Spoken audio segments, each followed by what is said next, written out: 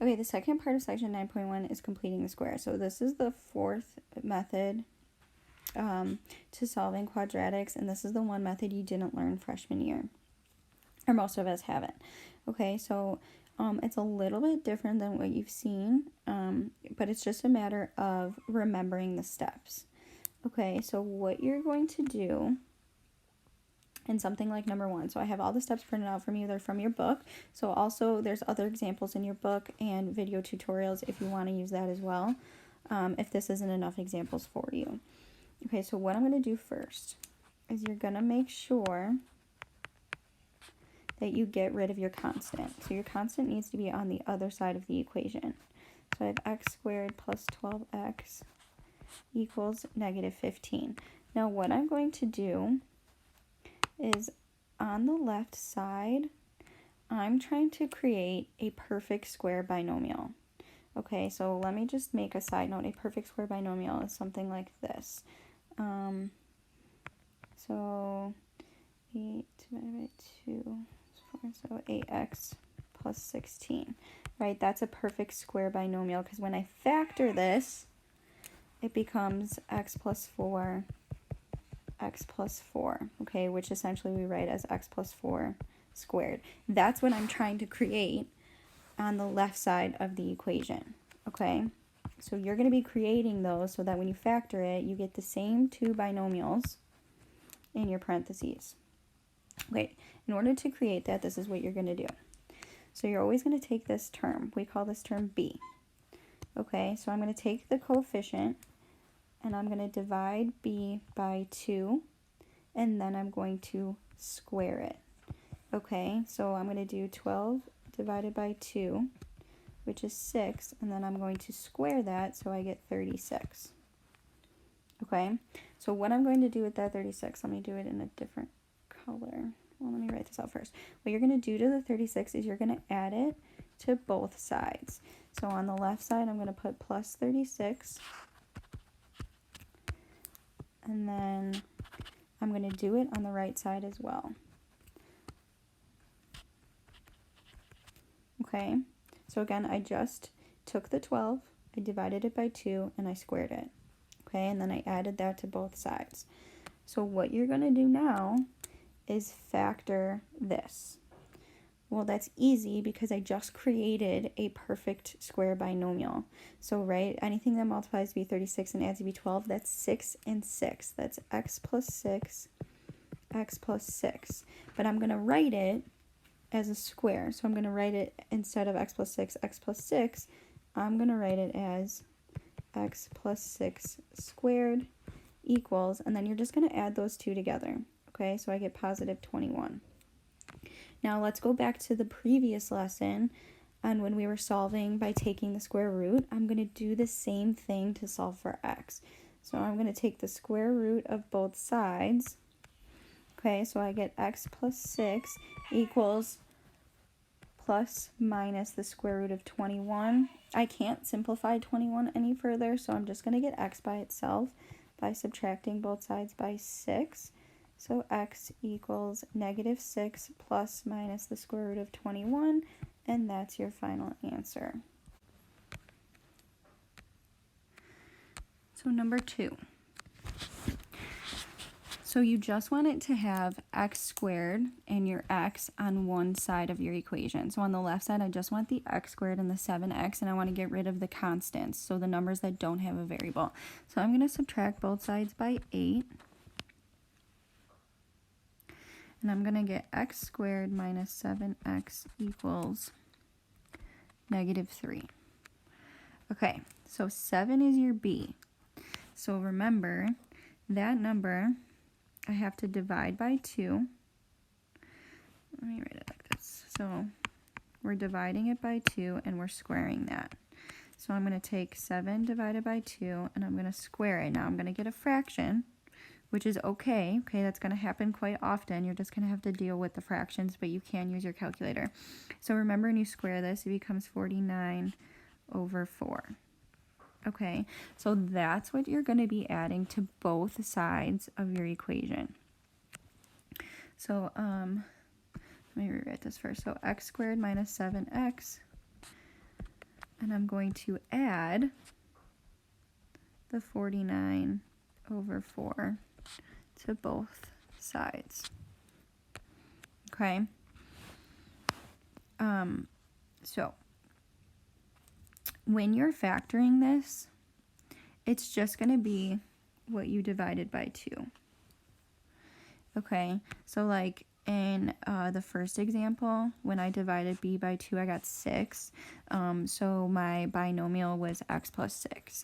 Okay, it's going to be the same thing here. Just make sure it's matching the sign. So it's actually going to be x minus 7/2 squared equals negative 12 plus 49. That is 37 over 4. Right? Yeah. Okay. So now I'm going to use the square root principle, and I'm going to take the square root of both sides.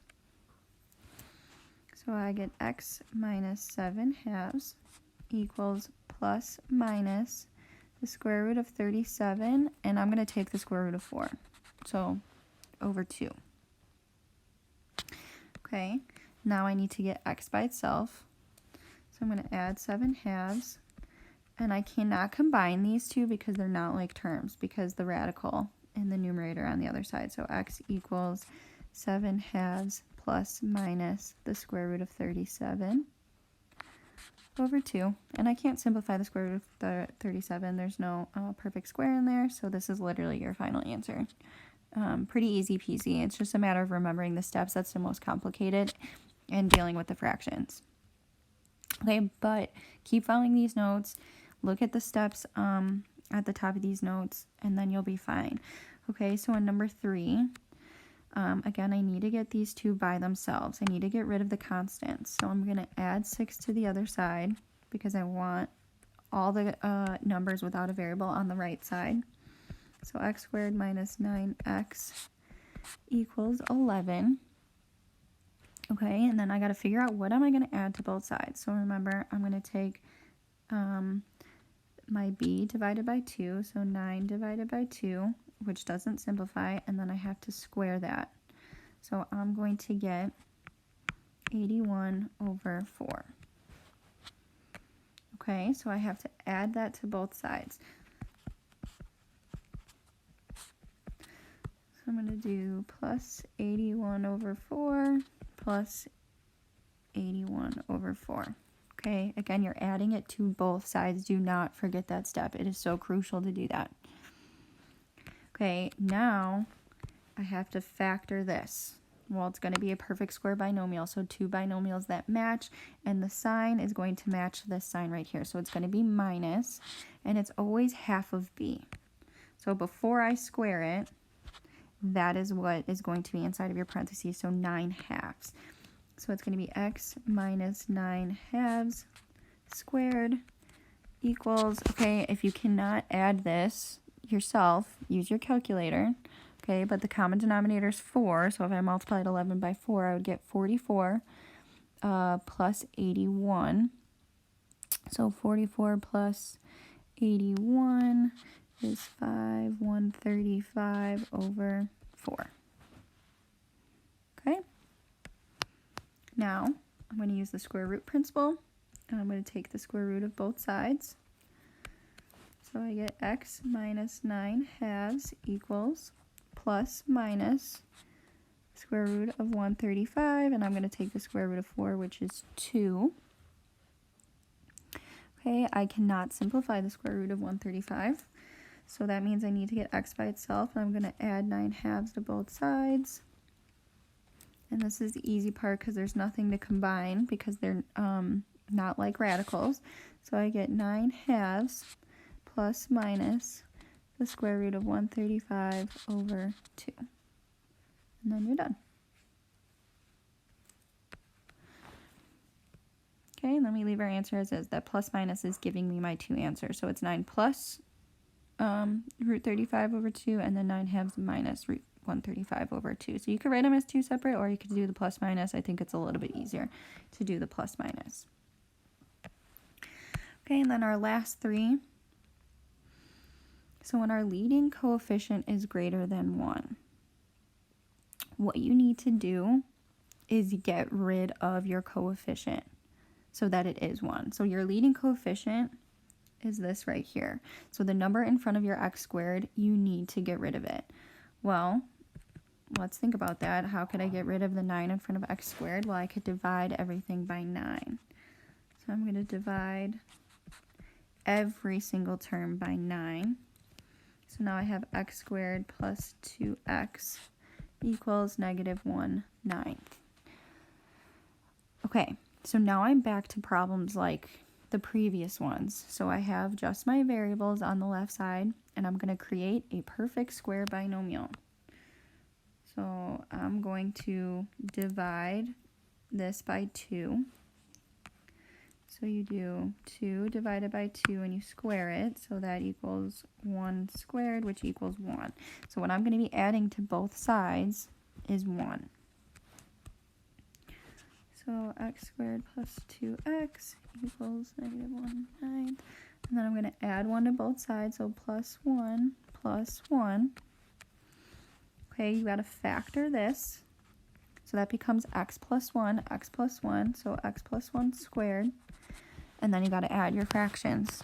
Okay, so this becomes 9 over 9. 9 minus 1, that's 8 over 9. Okay, and then we're going to take the square root principle, and we're going to take the square root of both sides. So I get x plus 1 equals plus minus the square root of 8 over 3. Okay, so then I'm going to subtract 1 from both sides. So x equals -1 plus minus the square root of 8 over 3. However, you could simplify 8, right? You could split that up into 4 and 2, so this is actually -1 plus minus 2 square root 2 over 3. Now, some places you might see this written as one whole thing, meaning it's all over 3. So in order to do that, you would need this to be a common denominator. So you might actually see this as, so I could actually make this -3 over 3, right? I just want you to be aware. You could leave your answer like this, but as long as sometimes your answers are different, I want you to understand where that's coming from. So sometimes you'll see your answers like this. So then it become -3 plus minus 2 root 2 all over 3. Okay, so don't be alarmed. Your answers might look slightly different than the book or than what I'm doing, but these are both saying the same exact thing, and I'm okay with either one. Okay, but it's good to know both. Okay, number 5. So I need to get rid of that 4. I'm going to do the same thing I did in number 4. I'm going to divide by that coefficient. Everything. So I get x squared plus 4x equals 9/4. Okay, then I got to divide b by 2 and square it. So 4 over 2 squared, that becomes 2 squared. So what I'm going to be adding to both sides is +4. Okay, so let me rewrite this. X squared plus 4x equals 9/4. So I'm going to be adding 4 to both sides because I'm creating a perfect square binomial on the left side. Okay, so when I factor this, it's going to be x plus 2, or just x plus 2 squared. And then, again, you could type this in your calculator, or you could do it in your head. I know that the common denominator is 4, so you multiply this by 4. So 16 plus 9, that's 25 over 4. Okay? Now you're ready to take the square root of both sides. So x plus 2 equals plus minus, both of these are perfect squares, so this actually simplifies to 5/2. So I'm going to subtract 2 to both sides. So x equals -2 plus minus 5/2. Now I can't leave my answer like this. So if this was a radical right here, if that was a radical, then I would leave it because you can't combine them. But since these are both regular numbers, I can combine these. These are like terms. So I need to actually calculate out what my two answers are going to be. So how I'm going to do that is it's either -2 plus 5/2 or x equals -2 minus 5/2. And I got to calculate out what those are both going to be. Okay, again, use your calculator, or you know that the common denominator is 2. So I'd multiply -2 by 2. So that's -4 plus 5. That's 1/2. So that's one answer. And then this becomes -4 minus 5. So that's -9/2 is my second answer. Okay, so if these can be combined, you have to do it. Okay, the only time they can't be combined is if, let's say, that had an I or that had a radical. Then obviously you can't combine them because they're not like terms. But if they're just two regular numbers, those are clearly like terms. So you have to combine them, separate it into a plus and a minus, and get your two answers. Okay, last one, number 6. Hopefully you're starting to catch on. So I want my x squared and my x isolated. So that means I got to get rid of the constant. So I got to get rid of that 7. So I get 4x squared minus 8x equals -5. And then you got to divide everything by 4 because you need that to be 1. I can't have a number in front. So x squared minus 2x equals -5/4. Okay, then I got to figure out what am I going to be adding to both sides. So remember, you take this, divide it by 2, and then you square it. So that gives me 1 squared, which equals 1. So you're going to be adding 1 to both sides.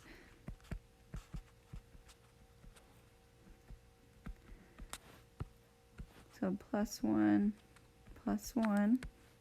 So this is actually, it's got to match, the sign's got to match this right here. So it's going to be x minus 1 squared equals 4 plus -5. That's -1/4.